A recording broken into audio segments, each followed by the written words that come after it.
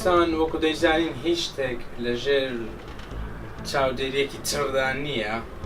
کەرتی تەندروستیش بەشێکە لەو کەرتە. من پێم وایە خەڵک هێندە سەرقاڵ و هێندە مەشغوڵە بڕوا بکە لە بیری چوە چ خواردنێک لە کاتی خۆیدا بخوا و جەمەکان لە کاتی خۆیدا بخوا و چ بخوا و چ نەخوا و ئەو شتە چەوریانەی کە هیچ خەڵکانێک لە دنیا نایخۆن لێی دوور نێمە هەرگوێ پێ نادەین. نانی بەیانیانمان لە کاتی خۆیدانە، نانی نیوەڕۆ، نانی ئێوارە، یعنی ڕووەک شتێکی زۆر گرنگە لەگەڵ هەر سێ جەمە خواردنەکان بێ ئەمە زۆر پشتگوێمان خستووە. هەر کاتی سەردانی مارکێتەکەت کرد ئان دوکانێک دیتت خواردنێکی ماوە بە سەرداچوو لەم مارکێتەدا هەیە، ئەم لەم دوکانەدا هەیە، دەبی بە زووترین کات پەیوەندی بە لایانی پەیوەندیدارەوە بکەی، یان تەندروستی یان دەستگایەکانی ئەمنی ئاسایش پۆلیس بۆ ئەوەی بە زووترین کات ئەم مارکێتە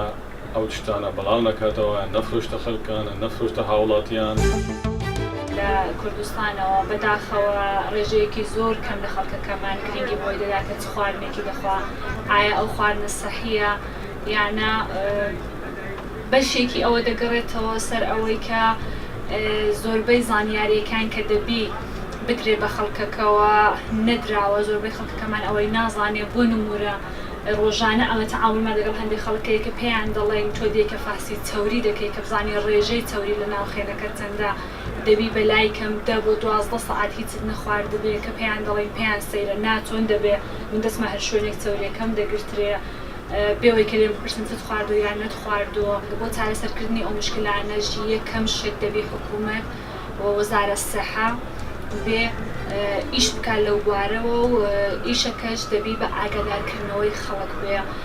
لە ڕێگای تۆڕە کۆمەڵایەتەکان، لە لایگای کاناڵەکانەوە، فەیسبوک، هەر